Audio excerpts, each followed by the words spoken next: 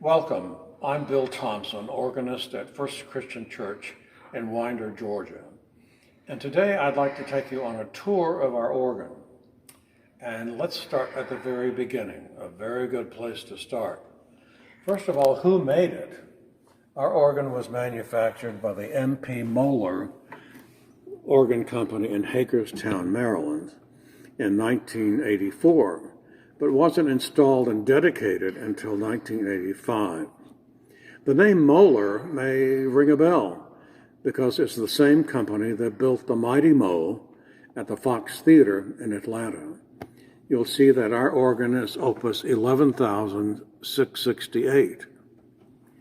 Moeller started making organs in 1875.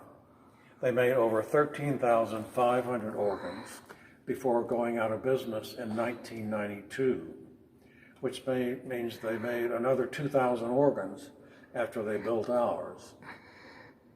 I may do another presentation on famous organ builders throughout the years, but let's get back to ours. As pipe organs go, ours is a small organ, but still very versatile, as I'll demonstrate. Here are the specifications for our organ. Looks pretty intimidating, doesn't it? With all the numbers and strange names like Borden, Gedeck, Gemshorn, Thiers, but it's really not that complicated. First, let's take a look at the console. This is the console, but it's not the organ. The organ is up there. This is only mission control. You'll notice that the console is some distance from the organ. That was not always the case. Until the advent of electricity, the keyboards and pedal board had to be physically connected to the organ with tiny wooden rods called trackers, thus the term tracker organs. But I'm getting ahead of myself. You'll notice that there are two keyboards called manuals, the swell manual up here and a great manual down here. They have 61 notes versus the piano's 88 notes, and in some cases more in some pianos.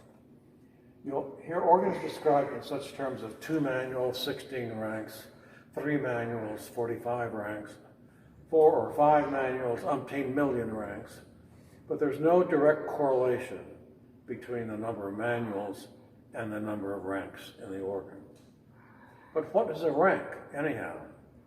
It's one set of pipes that all produce the same sound and comprised of a pipe for each key.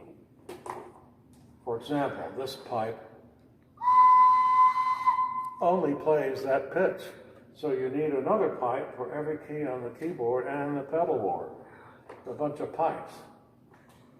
The pedal board, by the way, is another keyboard, but the keys have to be a lot bigger so that you can play them with your toes and needles.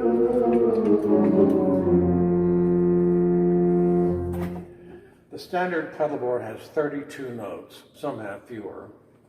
You've heard the expression, pull out all the stops. Our organ has stop tabs, actually. You don't pull them out, you just press them. You've seen consoles with stops on both sides that you actually do pull out. The stops indicate different sounds at different pitches, as indicated by the number on each stop. And what do these numbers mean anyway? And where do they come from?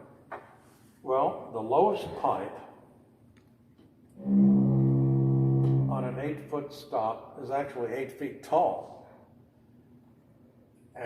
But it also means the 8-foot stop produces the pitch of the actual note you're playing.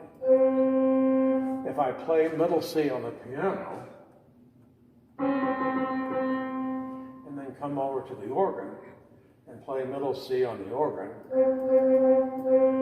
it's the same pitch. But you have other numbers as well. A 4-foot stop adds an octave above that.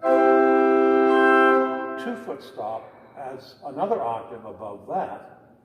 And even a 1-foot stop adds an octave above that. And there are pitches in between as well, like a 2 2/3 or 1 1/3. A mixture is actually a set of ranks that all play at the same time, usually at a very high pitch. And the reason a mixture comes in handy is, say you have a very large congregation or long reverberation time, and you need to cut through those acoustical challenges.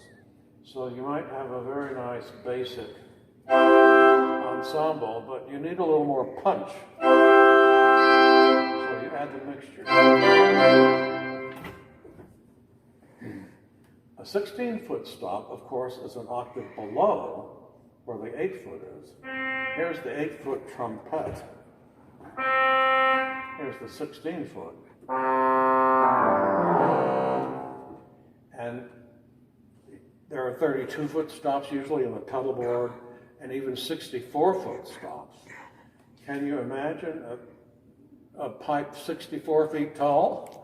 I saw a photograph of a man actually sitting in the mouth of a 64-foot pipe, dangling his feet. So let's look at some of our stops and see what they sound like. The process of selecting stops for a particular piece is called registration. And that's a whole art form all by itself. But in basic terms, registration means you choose stops that are compatible with the spirit and the tone of that piece, but also the period in which it was written. So a registration for, say, a Bach, a toccata and fugue might sound something like this.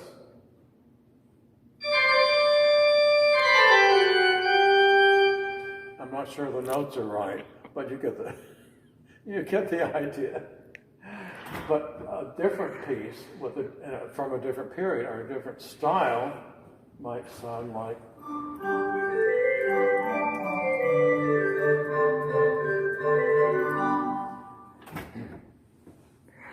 I even change registration sometimes on different stanzas of a hymn, depending on the words.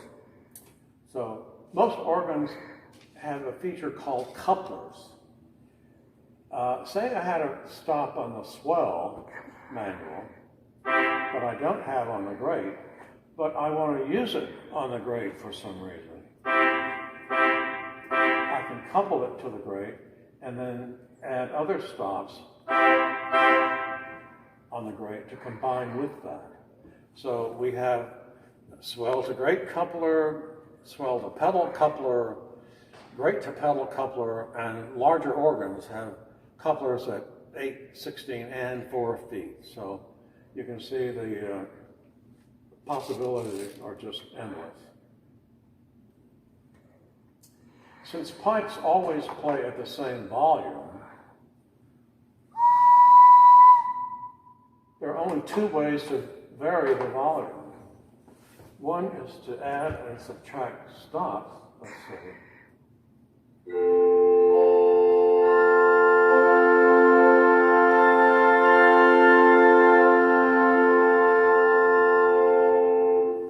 Or to put several ranks of pipes in a room and put some shutters on the wall that open and close so you can control the volume from that. Our swell pedal is down here, and with the help of my assistant, Timothy Cloar, I'll show you how this works from actually inside the swell box, sometimes it's called. So he's way up on the 3rd floor, and we'll show you how that works now. Are you ready, Tim? You'll see several ranks of pipes, the chimes and the shutters, that allow the organs to vary the volume.